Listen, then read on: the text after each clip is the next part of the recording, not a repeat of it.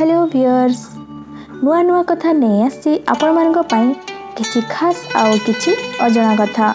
तेबे चलंतु आरंभ करिबा किछि नुआ नुआ कथा।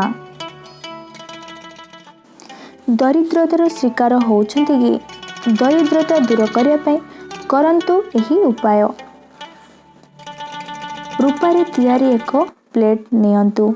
सही चांदी प्लेट उपरे अळतारे एक त्रिभुज लेखंतु। सही त्रिभुज मध्य अरुआ चाउल द्वारा श्री अक्षर लेखंतु।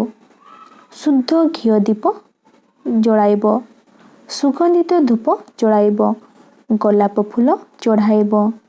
यह जेकोसी गुरुवार शुक्लपक्ष दिन सकाळे आरंभ करिब। पूजा निमित्त अन्य एक शुद्ध पात्र 108 अलैच मंजी रखिब।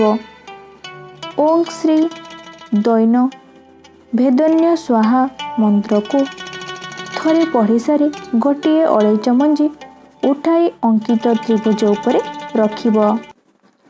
एही प्रकार 108 अलैच मंजी को 108 थर मंत्र पढ़ी श्री त्रिभुज उपरे रखिब। परदिन एही अलैच मंजी को नहीं कौनसी रेशमी लाल रुमाल रे बांधी रखिब। 21 दिन पर्यंत एही उपाय दिन को पूजा करी अलैच मंजी गुडी को रुमाल रे बांधी रखिब। पूजा सहित निज मन रे प्रार्थना करिब, हे माँ मो कष्ट दूर कर दियो, मु तुमरी शरण नौची। यह अत्यंत दुर्लभ उपाय अटे। यह द्वारा निश्चित आर्थिक समस्यार समाधान हेबो। पूजा शेष दिन अलैच बंधा जाइथिबा लाल कपड़ा पटड़ी को तुमर धन रखिबा स्थान रे साइती रखि दियंतु।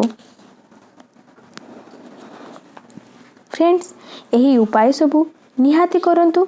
देखिबे आपनको जीवन रे दरिद्रता नष्ट हो जिवो।